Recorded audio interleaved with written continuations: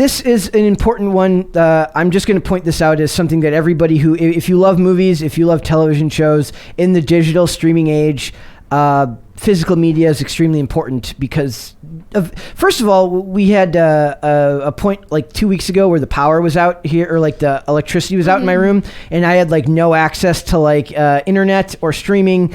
But I have physical media that I can watch if I can get a generator to plug in my television, or like I download all my music like onto like an actual micro SD card. I don't like the idea that I have to rely on my Wi-Fi or my internet to play something when I need it. That doesn't make me a boomer. I think that makes me thinking ahead. Yeah. Being a boomer would saying like, I can't figure out streaming, so I'm going to download everything. I'm just calling you a boomer because that's a very old person way to do. I just read the headline. It's physical media is still king. What I was going to say is like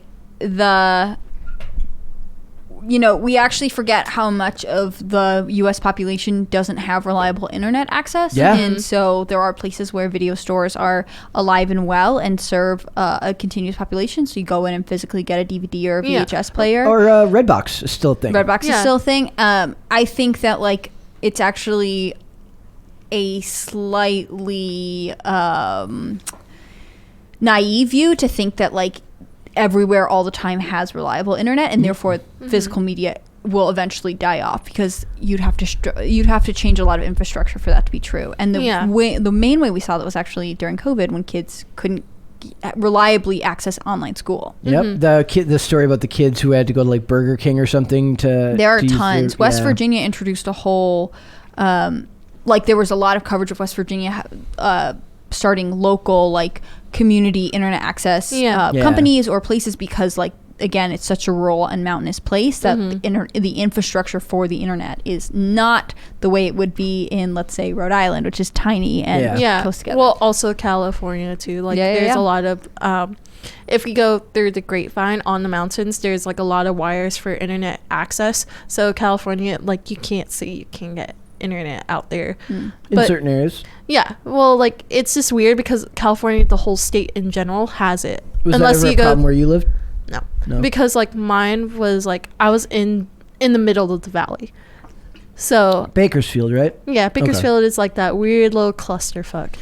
So it says I'm just going to call it that. Okay. People know Baco is cluster F. It says whether you like it or not. Now this is about Comixology, which is like it's a way to read comics online digitally. So they make you pay for a subscription. Yes, you can't. Yeah, it says whether you like it or not, the Comixology you previously know is about to vanish. Amazon has revealed further information about how Comixology will be integrating into its other services. The internet behemoth has revised its FAQ, which includes some timetables and explains crucial aspects of the changeover. Comixology will no longer fulfill pre-orders for comics released after February 17th. They'll be canceled, and you will have to reorder through Amazon. In that sense, the transformation has already begun. If you pre-ordered a book on Comixology with a release date no later than February 16th, we will fulfill the order for you, even if the old Comixology website is no longer available. Pre-orders for books with release dates starting February 17th will be canceled, and you will need to reorder them. We will be sending you an email with your canceled pre-orders and links to the Amazon page so you can easily reorder your books. Once you've reordered on Amazon, you can manage to delete your pre-orders by visiting the Digital Orders tab under the Your Orders page on Amazon. This is why I have beef with certain places. It says, what will happen to my series subscription? It says, they just go through this. It says the existing Comixology app and web store will be phased out after the new gateway launches on Amazon, as Amazon has previously stated. The timeline corresponds to Amazon's delayed integration plan of early 2022. And this is why you should not be looking, like the same thing happens, right? If you go to Amazon Prime, or you go to Netflix, or you go to Hulu, a show will be there one day, and you go to watch the next episode, and then it's magically gone. We just covered how they're getting rid of Daredevil and all of the Netflix Marvel shows off of Netflix, and they were literally called the Netflix Marvel shows. That's what everybody knew them as. And they are going to be gone because they were licensed from Disney. And for some reason, I thought that they had a brand deal where they were allowed to keep those because Amazon or because Disney Plus launched ages ago, but those shows stayed on there even after they canceled them. So for some reason, I was just under the impression they got to keep those, but nope, they will now be gone, and then you'll have to go find whatever service Disney decides to put them on next, whether that's Disney Plus or if they move them to Hulu. But you're going to have to pay attention to all of these, and like you've said before, we've had this conversation about it is a unique. You believe it is on gender lines that men feel like they need to have every streaming service. I stand by this theory. It's still a theory, ladies and gentlemen. It's just a theory. It's okay. And it's not just this. I mean, to me, this is the most annoying part is I don't know when it's going to be available. What if the internet is out? Here, we have multiple different internet here, and sometimes it's good, sometimes it's not so good, depending on, traffic, this and that. But there's nothing more annoying than something buffering. Like, it never buffers at the part that's boring. It always buffers at the most important part. Well, the U.S. is the only country that has most of the buffer. Well, and European countries.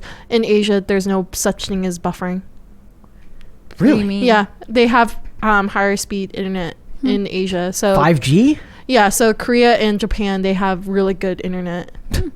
I imagine them visiting here, and they're like, "What is this pathetic buffering?" Yeah, some of them do react that way because like they see it for the first time, and they're like, what is this? They've never seen the little Apple spinning logo? No, like it only spins like one time because it loads that quickly.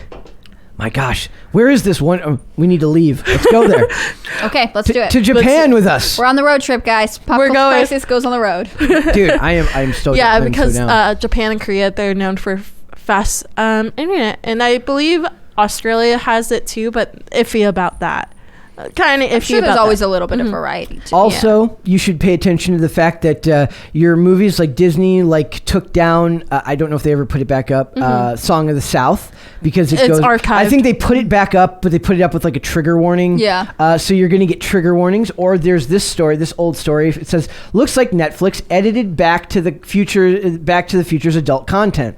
Censorship and editing movies to clean them up isn't exactly new. R-rated movies like Die Hard usually get the edit treatment on network television, meaning this film has been edited for time and content, blah, blah, blah. But now Netflix, which is historically not censors. It's not something like when you watch an R-rated movie on Netflix, you're watching the R-rated version of it most of the time. It says, now it looks like Netflix has joined the list of editing movies for content they don't think is appropriate for their audiences. A fan of Back to the Future recently caught a scene edited out of Netflix, shared it on social media. This is an older article.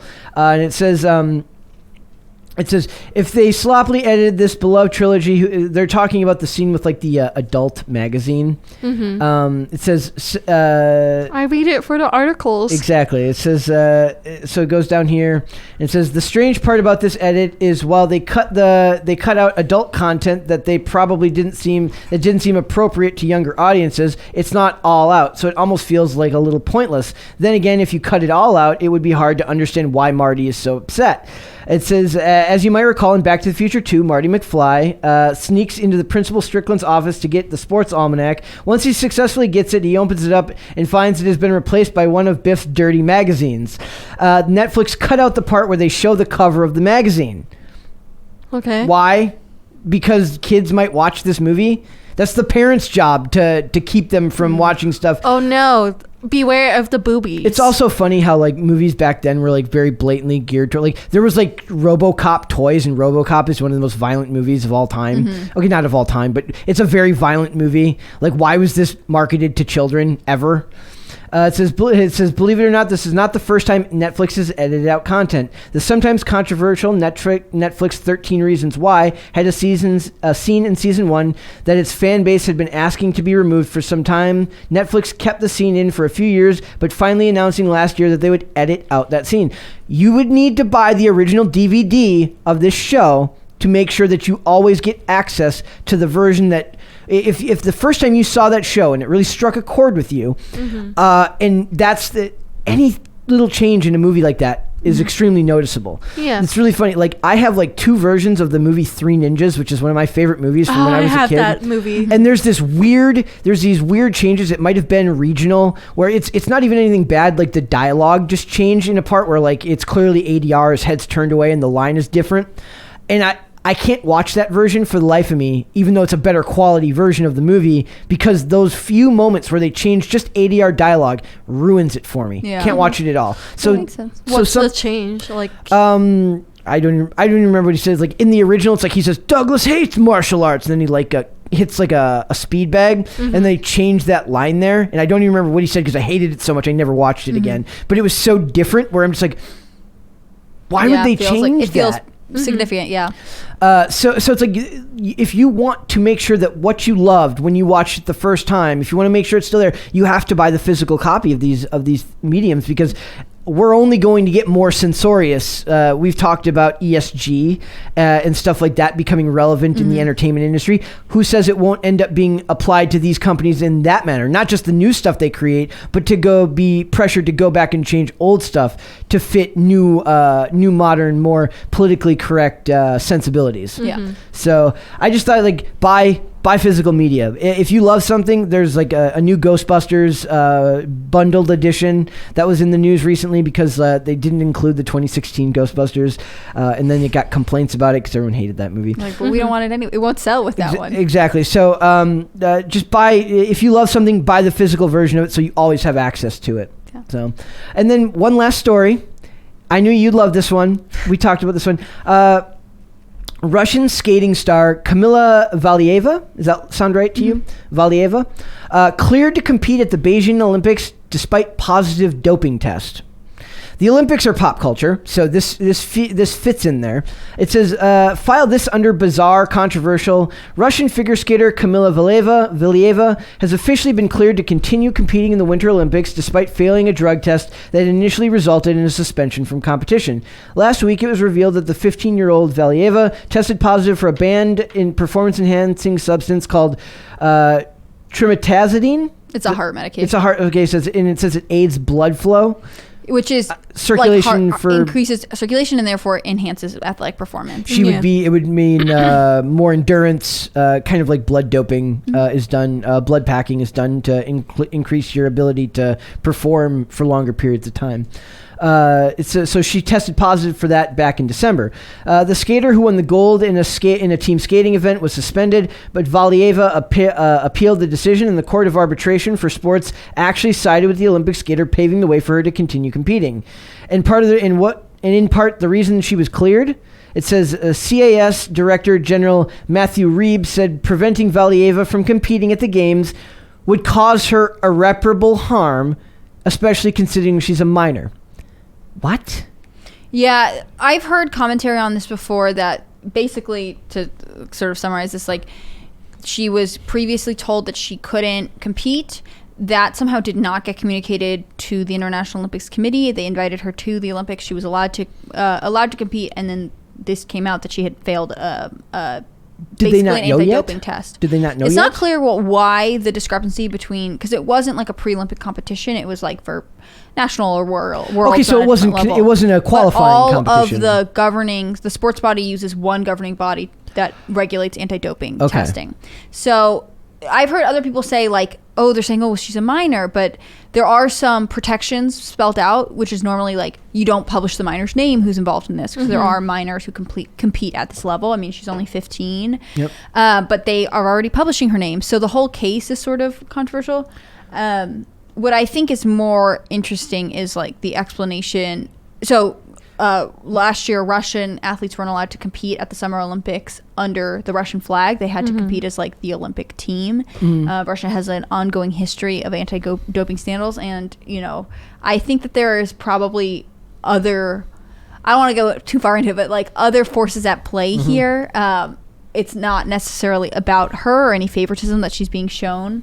The sad thing, then, we've talked about this, is that all medal ceremonies that she could be involved in, because she is a dominant athlete, she dominates her sport, they're suspending all medal ceremonies until there's a ruling. So like, so whoever wins doesn't get to win their medal at the Olympics? I mean, it's a big deal to be presented at the ceremonies, right? So the U.S. Olympic figure skating team placed third, but it's unlikely that they'll be a part of a medal ceremony at the Olympics because of this scandal. Wow. So more than that, I think it's sort of like there are a lot of athletes that have suffered because of coronavirus, and your athletic lifespan is limited. They're in a very narrow window. Right. And she's like, I heard one of the athletes on the U.S. Olympics women's figure skating team say, like, you know, they might mail us our medals, but we're not necessarily going to all be together when we present it, and that is something we work towards. That's a whole dream of theirs that's been kind of, changed. So there are a lot of consequences to this story. It says athletes under 16 are held to less stringent doping standards than that of their adult counterparts in the eyes of the CAS.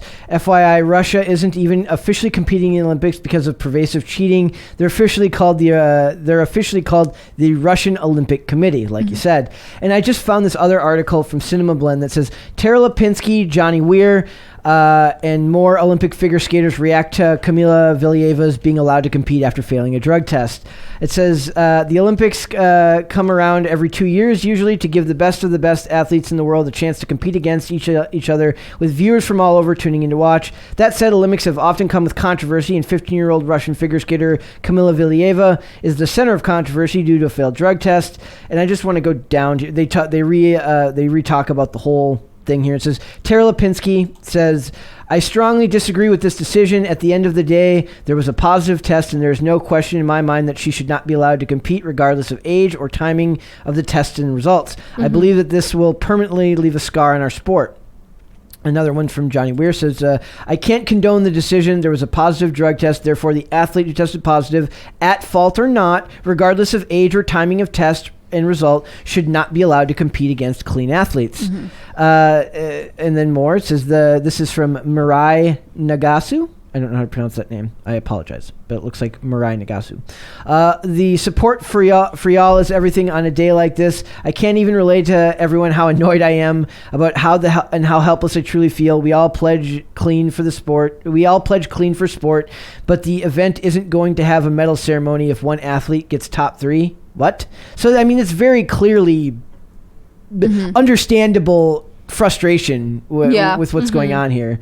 It says Ashley Wagner is another Olympic athlete turned commentator and has a bronze medal from her part in the figure skating team event for the United States back in 2014. On Twitter, she revealed her first drug test was at the age of 13, and the skaters are taught from a very early age that they're responsible for what goes into their bodies and making sure it's cleared for the sport. She also posted, at this point I feel numb. This will leave a permanent scar on the sport. You have athletes that are competing under 2 different systems, and we saw that today. That is not fair. Raise the age minimum so we can all play at on the same terms. This is not the call.